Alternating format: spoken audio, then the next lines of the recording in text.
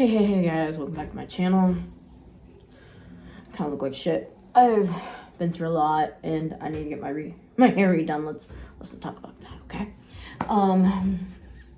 We're gonna talk about the COVID shot and why I have problems with them. And it's kind of a long story. The reason I got this far was because of my mom and my grandpa. They kept pushing me to get vaccines even when I didn't want to, until it almost killed me, I guess. Because we had the first two already, mainly because of my mom, who was freaking out when COVID first started and is immune compromised, and now is diagnosed with level 3 kidney disease, and she's been working on her diet and stuff that has been prolonging her time from being on dialysis. I'm not really sure how dialysis works, but I feel like if she gets that far, I'm gonna be having to take care of her, and I have problems myself, so we'll see how that works. And then this last one was because my grandpa wants to see us for Christmas, and so I got me in the kid boosters. The kid was fine though. He just had a little fever, and then I think I freaked him out, so he isn't getting the booster. So let's start with the first two. Now, the first two was Pfizer. Had a little bit of issue with them, and then this last one was Moderna or whatever. And so the first one made me sick for a few days, and it brought out my seizures, which could have been from the fevers, because I can have febrile seizures.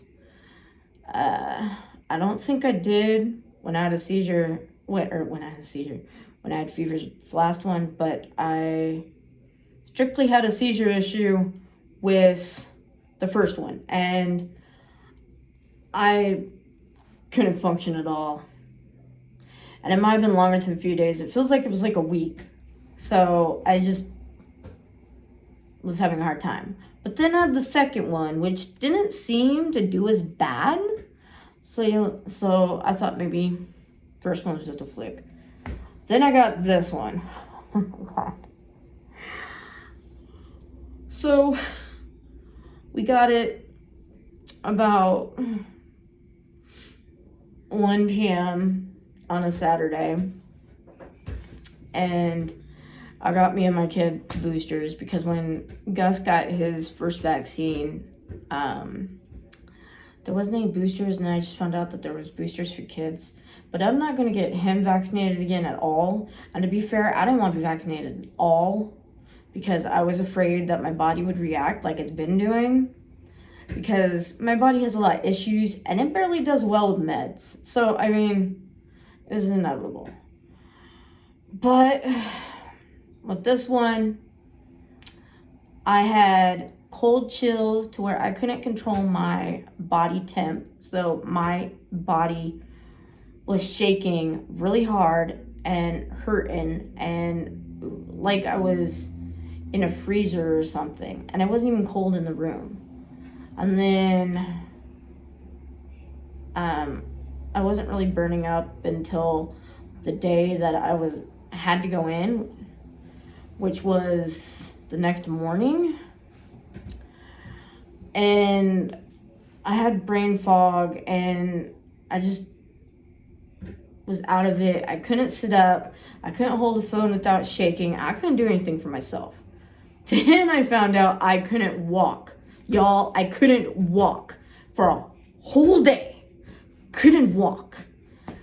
They had to scoot me down the stairs, which was even difficult in itself. They had to help me get dressed. They had to help me go to the bathroom.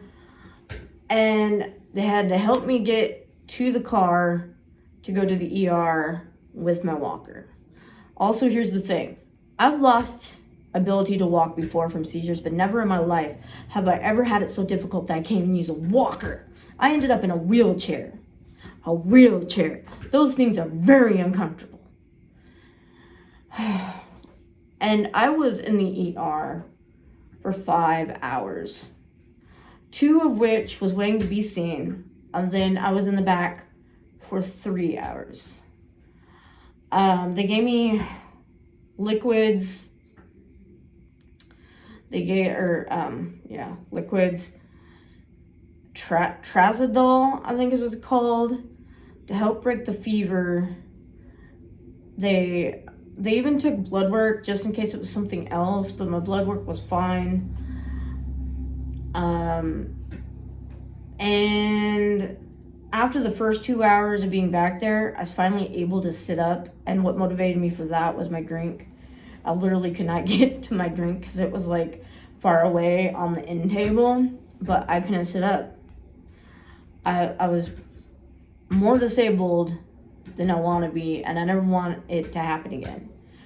Well, Tim was being seen too, so, the first 2 hours he wasn't there to help me, so an hour of it, I had to pee until I had help. He finally came back to me. Also, what gets me is when I got there with the wheelchair, when I was by myself, they took my freaking wheelchair. So when Tim went in the room, he had to send them my walker.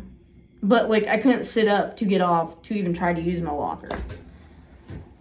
And then, when I was texting, my whole hands would shake, and I couldn't do anything. Nothing. I was a vegetable. I was a fucking potato. Well, about 7 p.m., after being in there for about 2 hours, I was finally able to sit up on my own. Thank the sweet Jesus. But waited for Tim to come in, just in case I still couldn't walk, and I tried to get up. I was still up to an IV, so he went to find out how I could get to the bathroom with the IV. So a nurse came, and at this point, I was able to finally walk a little without assistance. Well, with someone close by, but like our mobility aid. But it was still kind of a struggle. But I made it to the bathroom, back to the room okay, and then a little bit after that, we were able to leave. And here's the kicker. Later that night, about 10 p.m., it all started happening again, and I couldn't walk again. I wanted to cry. You don't know how much you take something for granted, like walking, until it's just totally stripped away from you. Unlike this type of not being able to walking is worse than if I had a seizure and I couldn't walk well, because even then I could use my walker.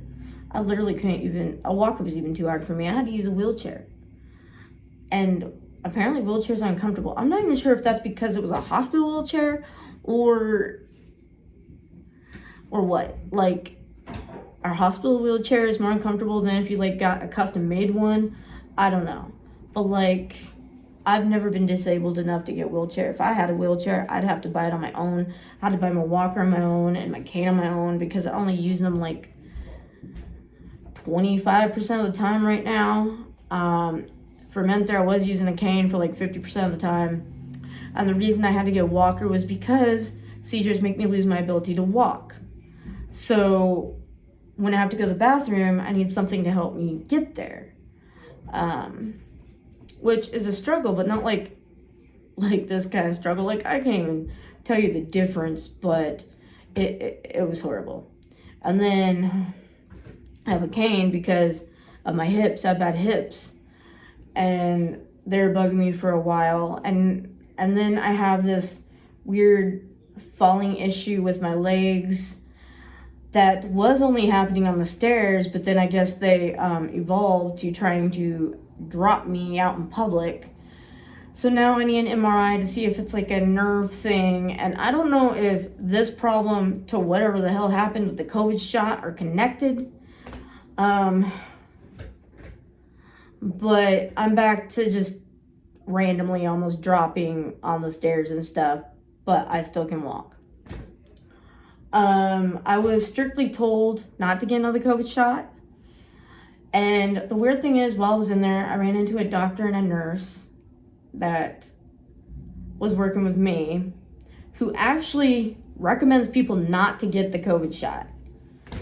And now I can see why.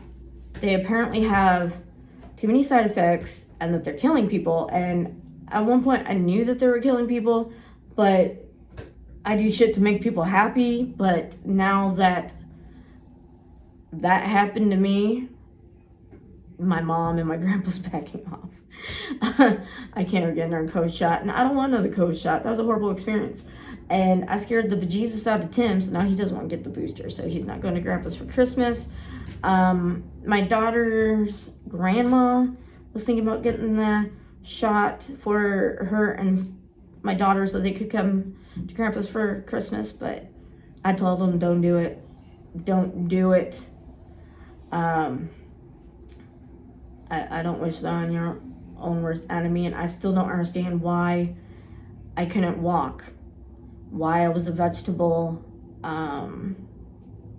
It was kind of scary. So I'm just putting that out there, and I don't even know if this video will be edited, just because I'm just now starting to get back to myself, because I was in the ER all Sunday. Monday was just basically pain, but I could walk for the most part. And then there's today, which is a Tuesday, where I'm fully to myself, don't have as much pain, and the site was giant, red, took over most of my arm, and was hot. And then Gus didn't have any problems, but a fever that night, and he wasn't moving around as much. He was lethargic. I kept checking on him from while I was going through from the ER. So my mom is the one that updated me while I was in the hospital. I did happen to run into someone I know there who actually knew my daughter's side of the family, so my daughter's grandma actually called to check up on me, which was very nice of her. So yeah, I don't know. Never again. Never again, and I just wanted to get that out there for this video. I have some other video ideas, so hopefully more videos will come out soon. But vlogs have not been much of a thing lately because I keep forgetting to pick up the camera because I'm just in the moment. And a lot of the times it's just me, and Gus is a little bit, I don't know, he's Gus. So it's hard to record and talk things without him wanting to be like the center of attention. And yeah, so that's been a thing. Anyways, I'll see y'all in the next video. Stay safe.